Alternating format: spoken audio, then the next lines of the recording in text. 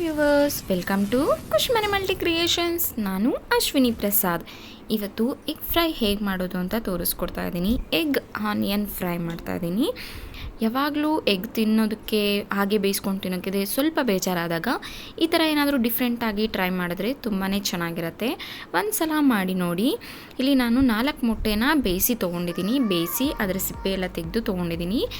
ಹೀಗೆ ಒಂದು ಚಾಕು ತೊಗೊಂಡು ಸರ್ಕಲ್ ಹಾಕಿದ್ರೆ ಸಾಕು. ಫಸ್ಟ್ ಸ್ಟಾರ್ಟಿಂಗಿಂದ ಎಂಡ್ವರೆಗೂ ಒಂದು ರೌಂಡ್ ಬಂದು ಮತ್ತೆ ಅಲ್ಲಿಗೇನೆ ಕಟ್ ಮಾಡಿಕೊಂಡ್ರೆ ನೋಡಿ ನಿಮಗೆ ಈ ಥರ ಕಂಪ್ಲೀಟಾಗಿ ಕ್ಲೀನಾಗಿ ಎಗ್ ಎಲ್ಲೋ ಏನಿದೆ ಅದು ಓಪನ್ ಆಗೋಗುತ್ತೆ. ನಿಮಗೆ ಈ ಥರ ಆಗಲಿಲ್ಲ ಅಂದರೆ ನೀವು ಫುಲ್ಲಾಗೇನೂ ಸಹ ಕಟ್ ಮಾಡ್ಕೋಬೋದು. ನೋಡಿ ನಾನು ಈ ಥರ ಜಸ್ಟ್ ಹೀಗೆ ಜಾಸ್ತಿ ಪ್ರೆಷರ್ ಕೊಡೋ ಅಷ್ಟೇನಿಲ್ಲ, ಒಂದು ಸರ್ಕಲ್ ಹಾಕ್ಕೊಂಡ್ರೆ ಸಾಕು, ಈ ಥರ ಕಂಪ್ಲೀಟಾಗಿ ಓಪನ್ ಆಗೋಗುತ್ತೆ. ನಾನಿಲ್ಲಿ ಎಲ್ಲ ಎಗ್ನೂ ಈ ಥರ ಮಾಡಿ ತೊಗೊಂಡಿದ್ದೀನಿ. ನೋಡಿ ಎಗ್ ಎಲ್ಲೋ ಏನಿದೆ ಇದನ್ನು ಸಪ್ರೇಟಾಗಿ ಸೈಡ್ಗೆ ಇಟ್ಕೊಳ್ತಾ ಇದ್ದೀನಿ. ಈಗ ಎಗ್ ವೈಟ್ ಏನಿದೆ ಅದನ್ನು ನಾನು ಫ್ರೈ ಮಾಡ್ಕೊಳ್ತಾ ಇದ್ದೀನಿ. ಈಗ ಎಗ್ ವೈಟ್ನ ಒಂದು ಸೈಡ್ಗೆ ತೆಗೆದಿಟ್ಕೊಂಡು ಈಗ ಗ್ಯಾಸ್ ಮೇಲೆ ಒಂದು ಪ್ಯಾನ್ ಇಡ್ತಿದ್ದೀನಿ.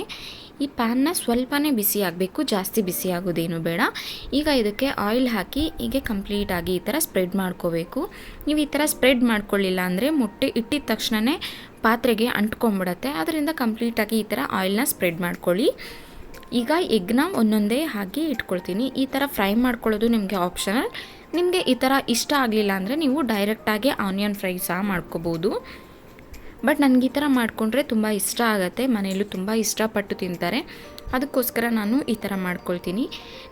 ರಸಮ್ ಏನಾದರೂ ಮಾಡಿದಾಗ, ಬೇಳೆ ಸಾರು, ಸೊಪ್ಪು ಸಾರು ಈ ಥರ ಮಾಡಿದಾಗ ನಾವು ಬರೀ ಮೊಟ್ಟೆನ ಬೇಯಿಸಿ ತೊಗೊಳ್ಳೋ ಬದಲು ಈ ಥರ ಫ್ರೈ ಮಾಡಿಕೊಂಡ್ರೆ ತುಂಬ ಚೆನ್ನಾಗಿರುತ್ತೆ.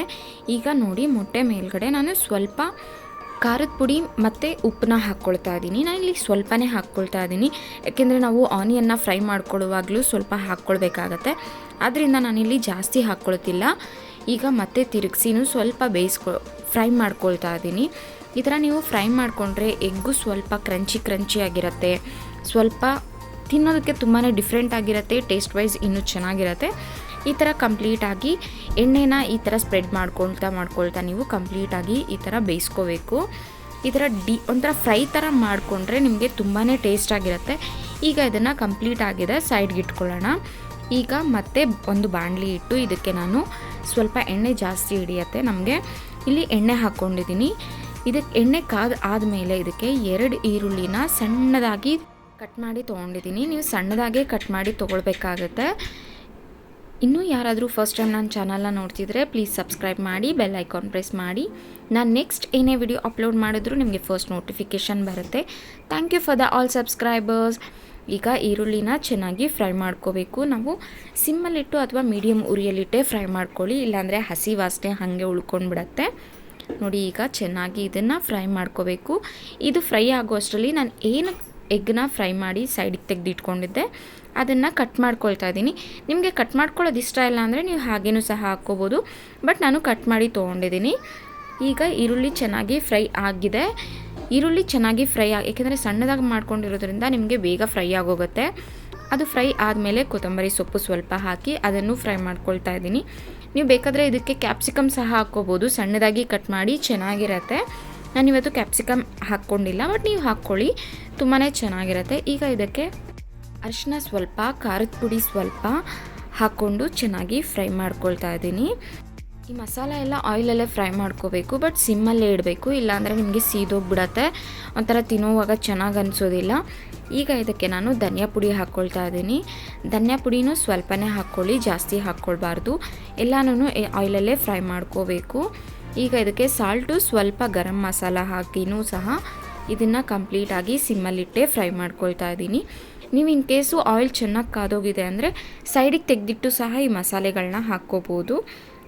ಈಗ ನಾನು ಎಗ್ ಎಲ್ಲೋ ಏನಿದೆ ಇದನ್ನು ಹಾಕ್ಕೊಳ್ತಾ ಇದ್ದೀನಿ. ಮೊಟ್ಟೆ ಹಾಕಿದ ಮೇಲೆ ನೀವು ಜೋರಾಗಿ ಕಲಸೋದು ಬೇಡ, ಮೊಟ್ಟೆ ಅದು ಒಡೆದೋಗ್ಬಿಡತ್ತೆ, ಒಡೆದೋದ್ರೆ ಅಷ್ಟು ಚೆನ್ನಾಗಿ ಅನಿಸೋದಿಲ್ಲ.